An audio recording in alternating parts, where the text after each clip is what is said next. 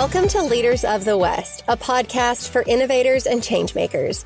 I'm your host, Jessie Jarvis, the founder of the West, and I'm sitting down with agriculturalists, entrepreneurs, executives, and everyone in between with the goal of digging into the strategies, mindsets, and lessons that have been crucial to the success of ag and Western. Whether you're carrying on the next generation of your family's operation, starting something from scratch, or determined to climb up the leadership ladder, we're going to inspire you to continue to dream big, growing not just you, but the future of agriculture and Western as a whole. Let's go. Welcome to today's episode of Leaders of the West. Today, I am sitting down with Mary Heffernan, the one of four Marys behind Five Marys. And I typically don't read biographies. However, when I don't read biographies, people usually don't do themselves justice. And I will tell you that Mary and her husband, Brian, are a force to be reckoned with in the ag world. So I am going to read her bio just so that you guys can get a really good glimpse of who they are. So Mary and her husband, Brian, of Five Marys Farms, spent years in the business world in Silicon Valley before becoming cattle ranchers almost 10 years ago, alongside their four daughters, all named Mary.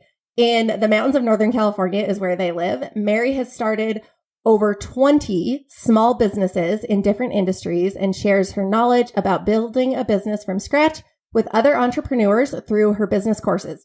Mary has authored 2 cookbooks and is focused on building businesses around the heart of the ranch, including Five Marys Burgerhouse, M5 Ranch School, M5 Entrepreneurs Academy, Five Marys Custom Meats, and more, which is exactly what we are going to be talking about today. I know a lot of our listeners are people who they're actively involved in their farms or their ranches, but they also feel called to do more. And they also wonder, how am I going to do it all and do it well?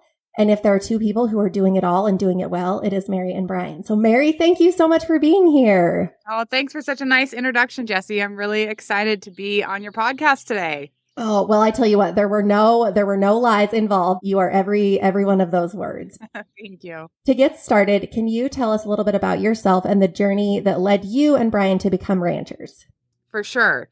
So my husband, Brian, and I are both 6th generation Californians, and agriculture runs deep in our blood for, the many generations who came before us. But I did not grow up in agriculture. I grew up in the suburbs of the Bay Area that's now known as Silicon Valley. That's a very different place than when I grew up. My dad was a lawyer. I had heard stories about my grandparents and great-grandparents who were apple farmers and worked in the strawberry fields, but I wasn't raised in it. My husband's dad was a farmer in Southern California and Tehama County, but farming row crops is very different than raising animals. So my husband and I were entrepreneurs. He was also a lawyer in Silicon Valley. We'd started a number of different small businesses. I love to see an opportunity and jump on it, find that need and fill it. And so we had done that with a number of small businesses. We accidentally became restaurateurs. Never open a restaurant. It's a terrible idea. It's so much work until you really jump into ranching, and then you learn that ranching is even more work. But restaurants are really hard. I say accidental restaurateurs because we wanted to create a place where parents could feel welcome bringing their kids for good quality food, beer and wine, a place where the kids could play and parents could relax. And so our concept was to build kind of a clubhouse. And we thought, hey, we're here in the heart of Silicon Valley. There's so many good restaurants. We'll find somebody to cater in the food. We don't have to worry about that. And then the health department comes in and says, you need a whole commercial kitchen to do this. Pretty soon we said, well, we might as well just hire a chef. We literally opened the first day and said, what have we done? We just opened a breakfast, lunch, and dinner restaurant 7 days a week, and we have no idea what we're doing. So after a lot of trial and error, learning curve, we had opened a second restaurant, and they were doing well. We kind of figured out what we were doing to an extent. But we were really passionate about the quality of the food that we served. One thing Brian and I both grew up with are families who love to entertain and love to cook really good food, and finding it from the source. That was one thing I think I got from my grandfather, was driving home to, by his friend's field and jumping out of the car to cut a couple heads of lettuce with his pocket knife to take home for dinner. So we became really passionate about finding and sourcing really good quality beef.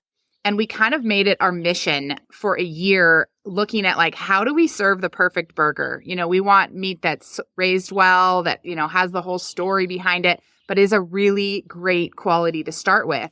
And we'd worked with a number of small farms, and there were a lot of challenges for small farms. They couldn't produce what we needed year round. They didn't have a butcher who could dry age for us. They didn't have the resources to do a finish ration. We finish on barley and believe that that gives a great marbling. So we backed into, we know the kind of beef we want to serve our customers and our family. Where do we find it? And when we couldn't find it on the scale we needed, we totally naively said, you know what, we're just going to do this ourselves. We found this ranch at a deal. It had been through a succession issue. It was a dilapidated ranch. There was some hair on the deal, but luckily Brian was a real estate attorney. So he's like, this doesn't scare me. We found land that had good water and we knew we could raise cattle on. It was 6 hours north of where we were living. And we said naively, this will be great. We'll go up there on the weekends. We'll get a manager to manage the ranch for us while we're gone. We'll go back to our suburban entrepreneurial lives in the Bay Area during the week. Sounded like a great plan. Totally didn't work. We would be on the ranch and working so hard and like, we can't leave. There's too much to do. And we don't really want to just hire someone to take care of these cattle. Like, we want to be the ones out here together as a family raising these cattle. And conversely, we'd be up here and the hood would go down in the restaurant and there'd be a huge problem back in our other life. And we, after literally 6 weeks, it was like the shortest time period, we were leaving the ranch on Sunday night with 4 little girls in car seats and looked at each other and said, we don't feel like we're going home. We feel like we're leaving home to try to maintain these 2 lives. We have to make a decision. Which life do we pick?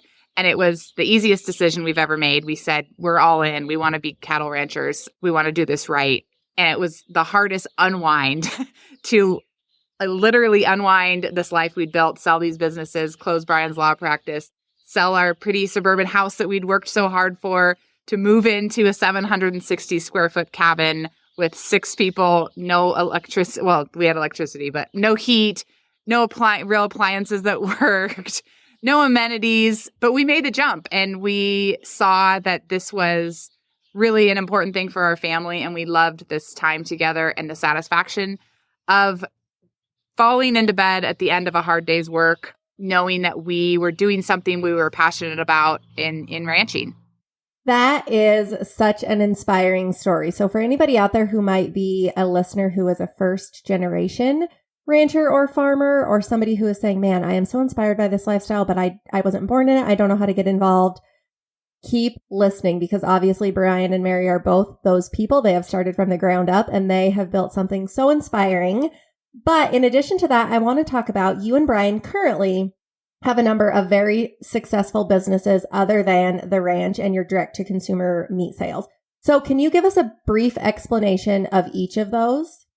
So when we, jumped in as first generation ranchers with a dilapidated ranch that needed everything, hay barns, fencing, tractors, silos, livestock, we knew we were getting in deep and we were going to need to find a way to start making money while we funded this operation.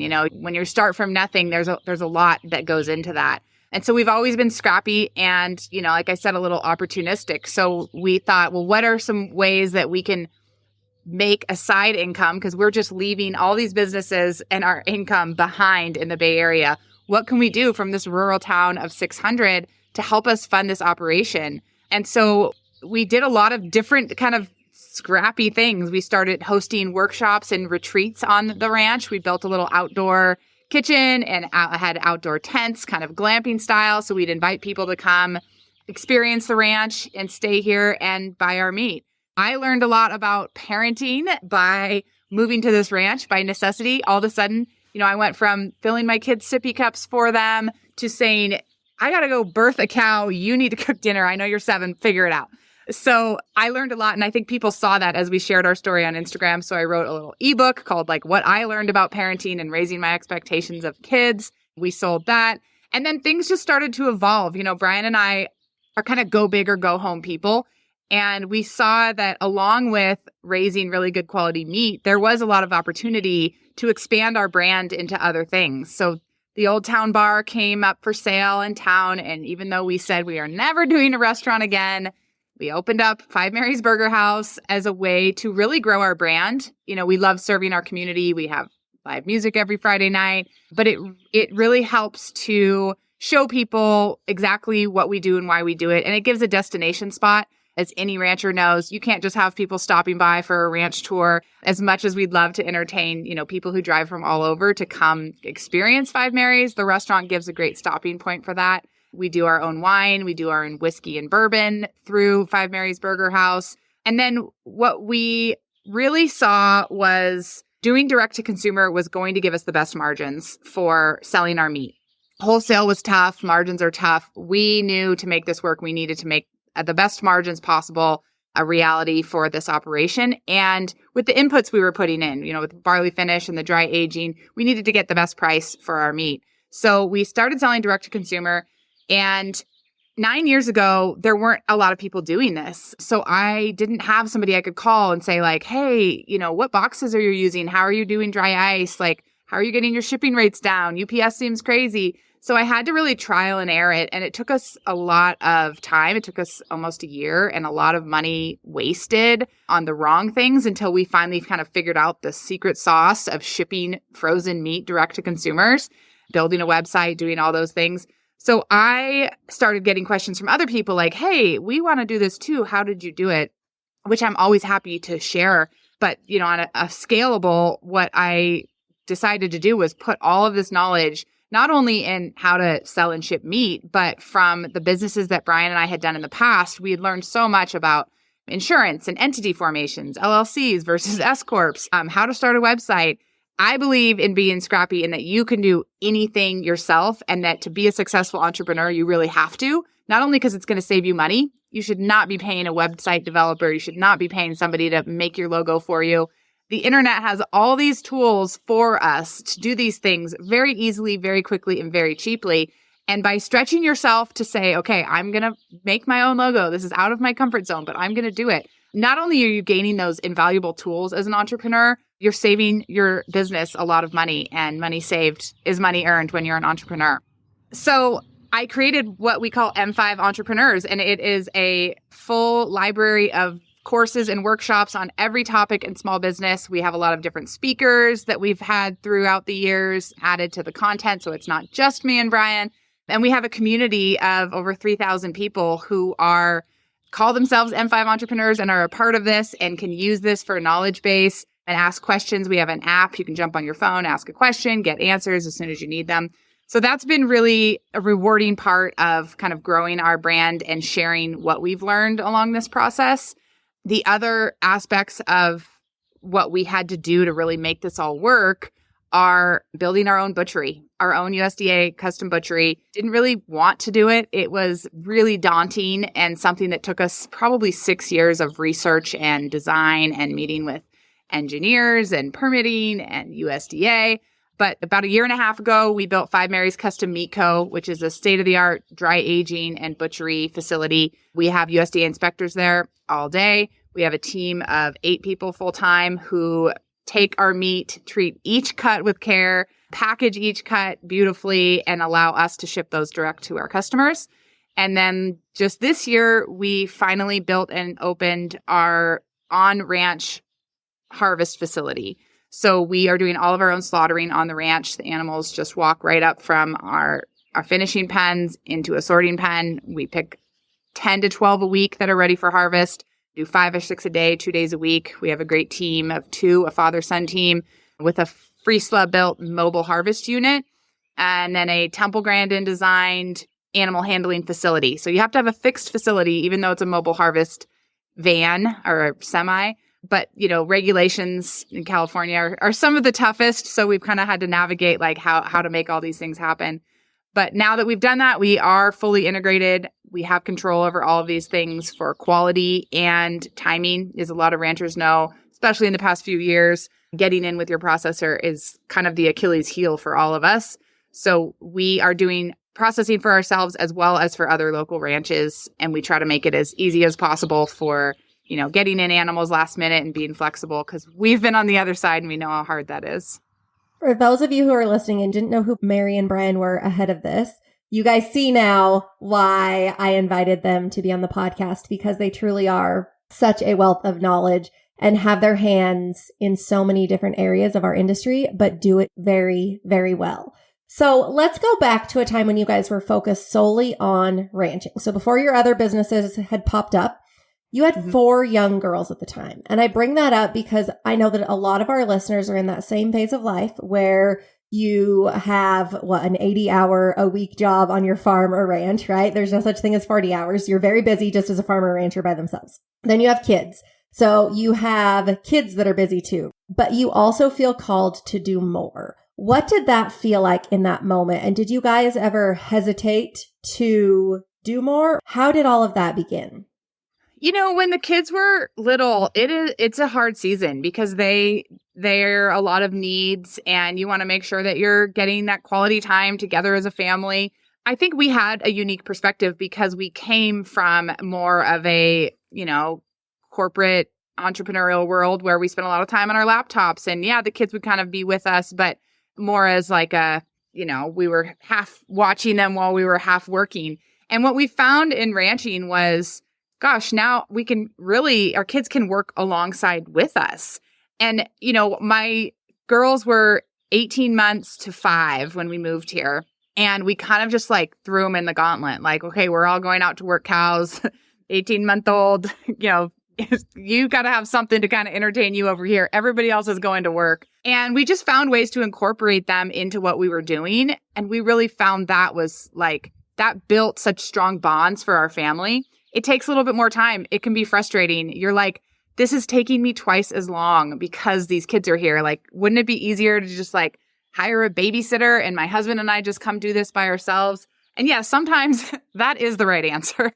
But sometimes it's worth it to spend a little bit more time, especially in the beginning, because you're investing in your family as a unit and you're investing in your kids being really capable hands to help you. And, there's the argument your kids shouldn't have to work on the ranch. And I would say that is 100% false. Your kids are so lucky to get to work on a ranch and to experience this. I mean, how many families come visit any ranching operation and say, I wish my kids could have a lifestyle like this. And those kids might not even recognize it now. They might be like, oh my gosh, it's hot. We're working hard. I don't love this. But they will look back on it and say, those were some of the most important parts of my life. And it builds really resilient kids. So putting that time and effort into making them a part of what you're doing, it gives them such a sense of belonging, but also a sense of pride, and that's big for Brian and I. Brian, he's working triple time sometimes to do things the right way, but he's like, I won't do it unless I'm proud of it. And I think the kids really feel the same way.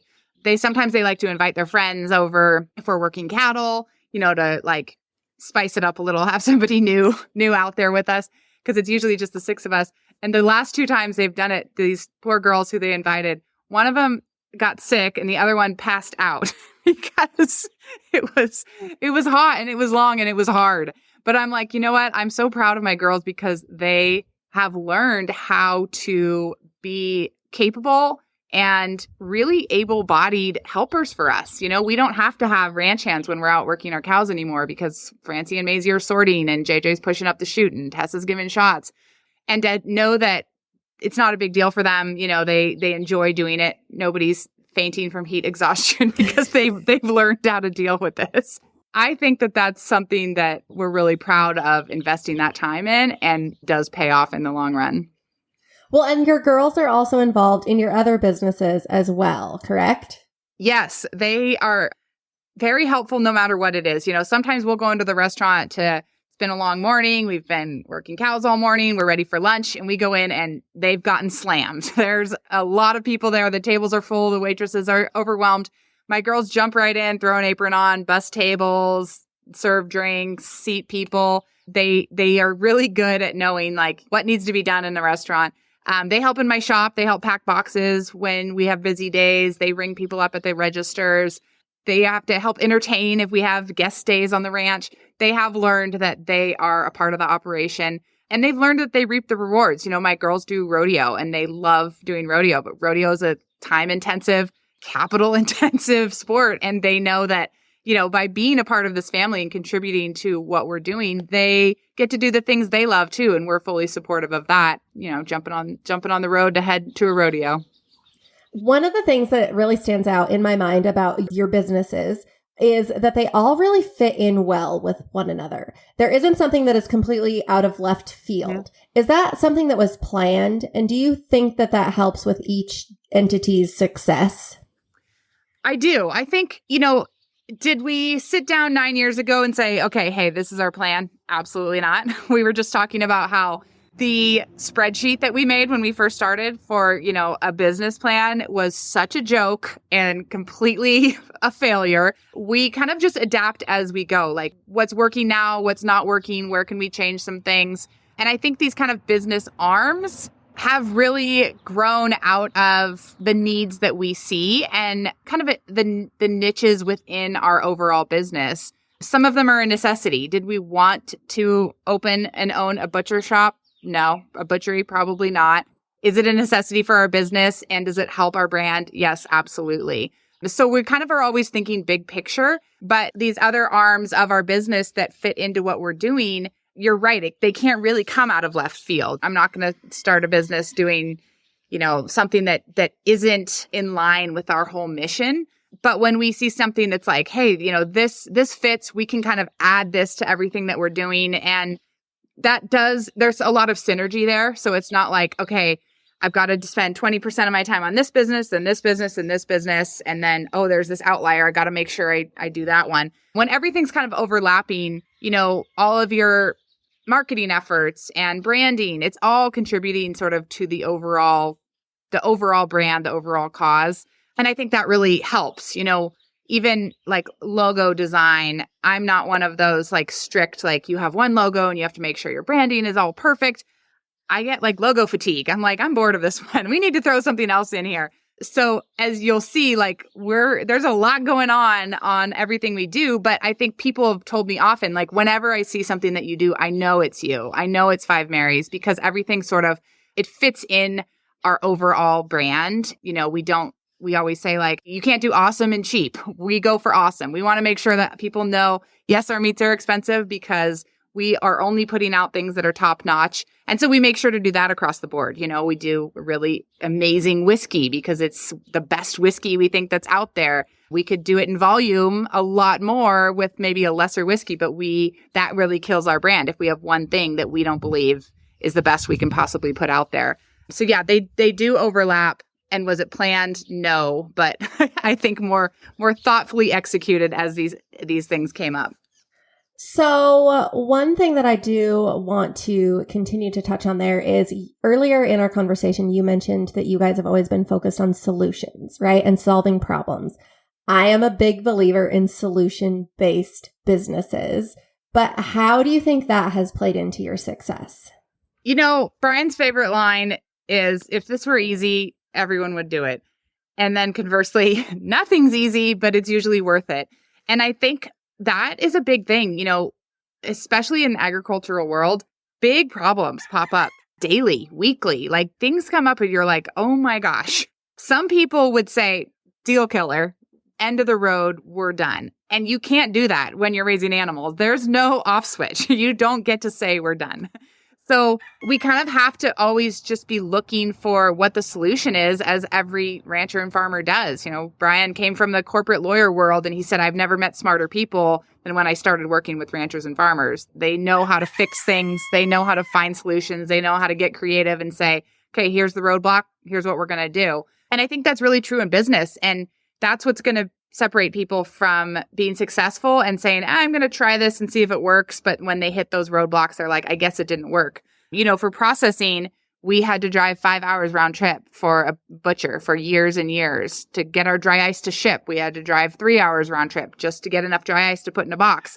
And in the beginning, it wasn't even worth it, to ship 5 or 10 boxes. You're like, I just spent my entire day getting all these supplies. But that's part of the solution that you are working on is like, okay, I need to create enough volume to make this work. And that doesn't happen overnight and it doesn't happen easily. You have to do those steps and see the big picture and think, okay, this is going to be hard, but we're going to find a way to do it. And I think that that's something that we've really, Brian and I both focus on. We almost rise to the challenge when we're like, wait, what? What problem just arose? And let me tell you, working with the USDA, 2 different USDA facilities, we thought this was going to be great. Animals on the ranch, butchery in town. And then we're like, oh man, now we have not just 1, but 2 USDA facilities.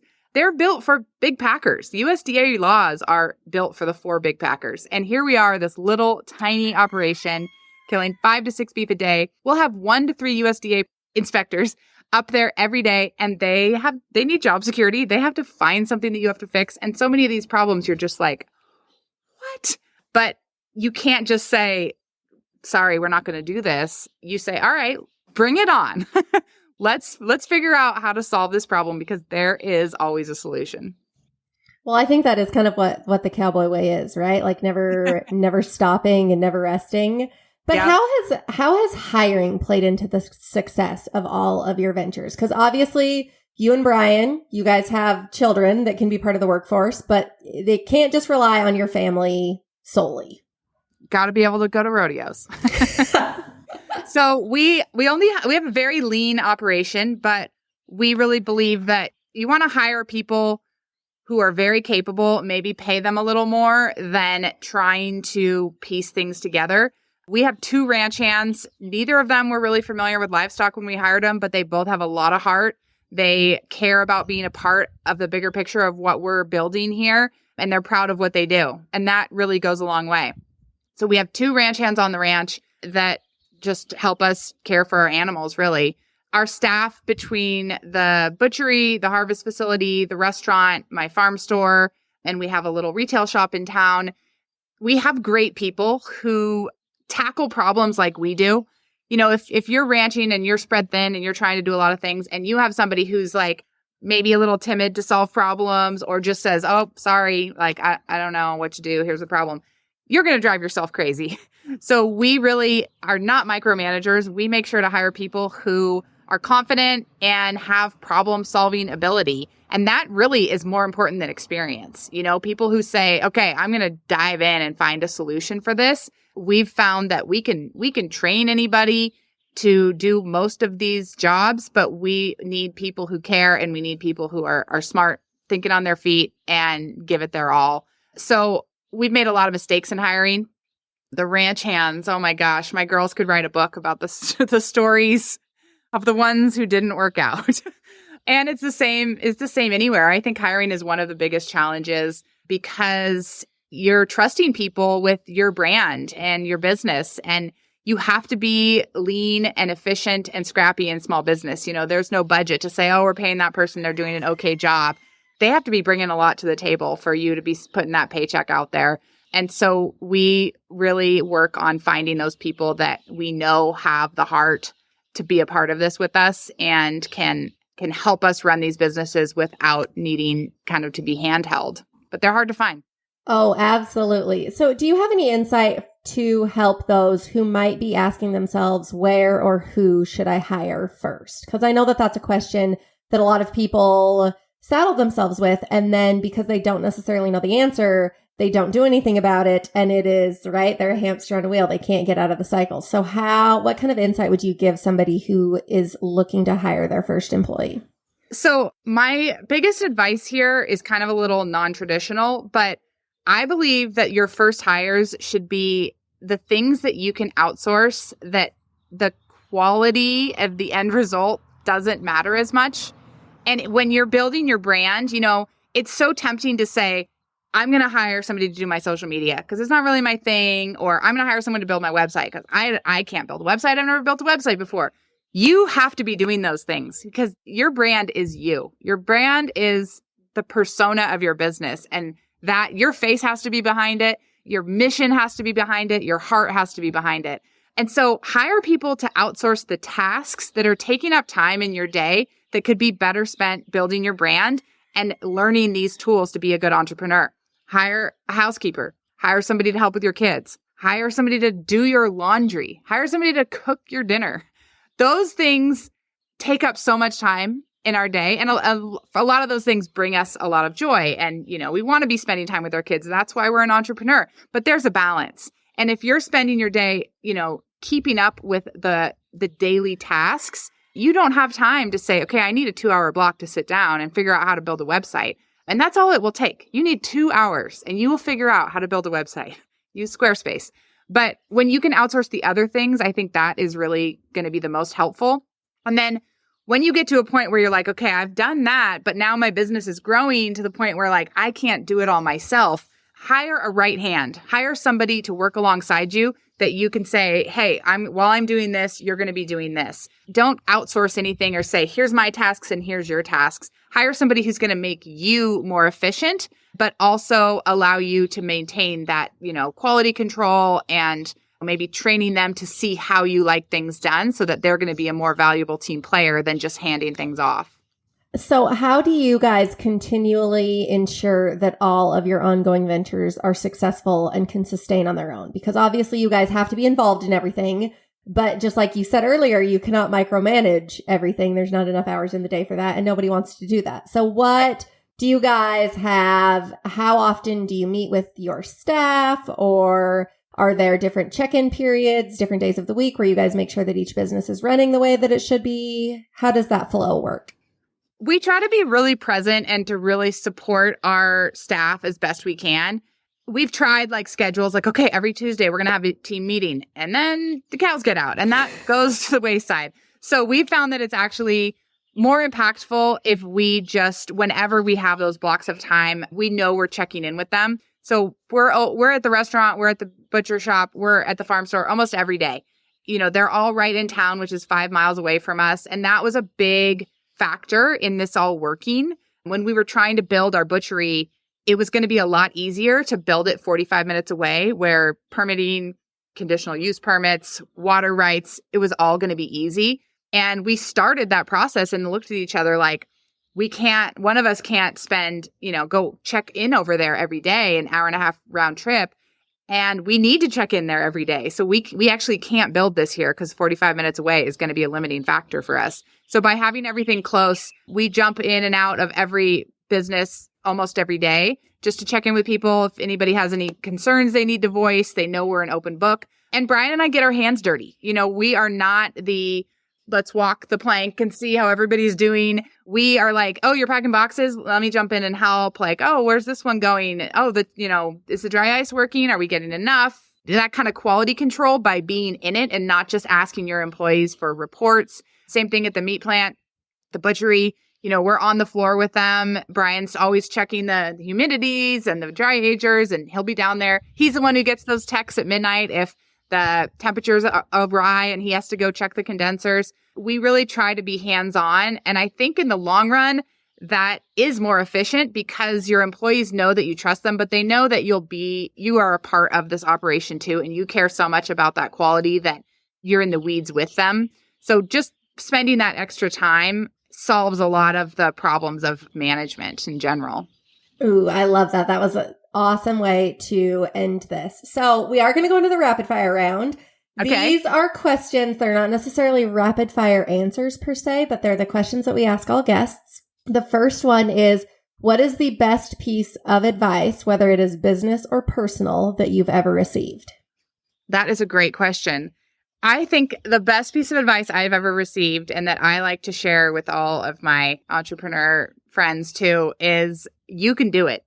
When people say, gosh, I have this great idea, I need somebody to help me. It's like, you don't need anybody. You can do it. And I tell my kids this too. They're like, oh, I want to have a loft bed in my room. I'm like, cool, you can do it. Go find some pallets and some screws and put it together. And they're like, you're right. I can do it. I'm going to go do it. But it's such a simple phrase. But I think it's like a mantra worth repeating in your head whenever you get to that place, like, oh, I really want to do this, but this is stopping me, or I need somebody to help me. No, you don't need anybody. You can do it.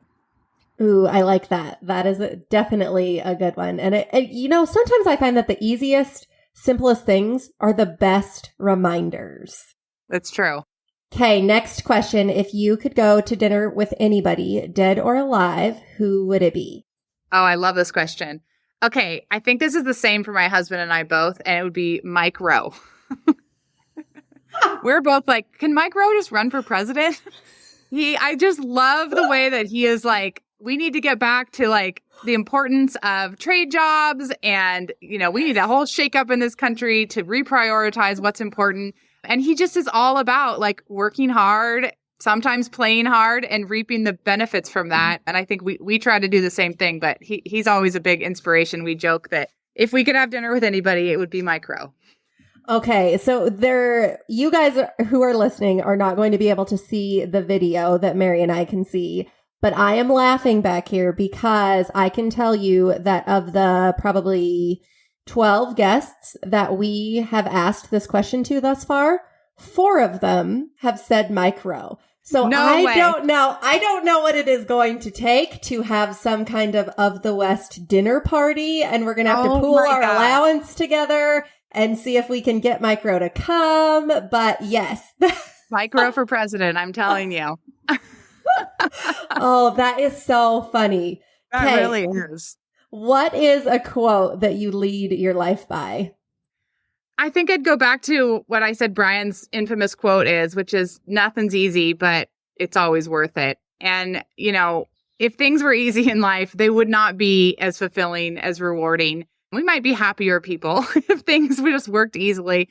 But I think I get so much satisfaction out of that, seeing a problem and figuring out how to fix it and just doing that together as a family and as a couple. Brian and I work together every day. And I think we are never feel closer than when we tackle a problem together and find a solution and just shake our heads looking at each other like, man, nothing's easy. But that's kind of life. Nothing is easy, but it's always worth it. Oh, absolutely. Well, Mary, thank you so much for sharing yourself with us today. I know that you continually inspire me, and I have no doubts that you were able to do that to our listeners today. But for those of you who want to keep up with all 5 of the Marys and Brian, where can they find you online? We are on Instagram at Five Marys Farms. Our website is fivemarysfarms.com. Our meat is at Shop 5 Marys.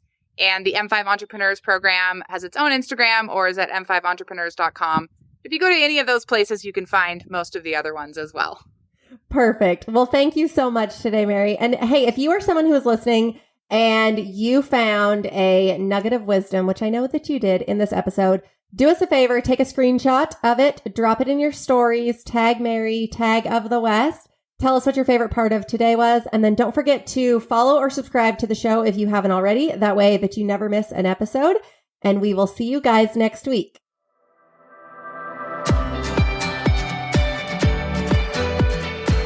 If you loved this episode, do us a favor and share it with someone else who might find just as much value in it as you did. We're on a mission to continue to grow and strengthen the future of agriculture and Western industries, and you spreading the word helps us make more of a positive impact. It also makes a big difference when you take a minute to go rate and review the show. We can't thank you enough for listening, for sharing, and for loving Ag and Western as much as we do. We'll see you back here for our next episode.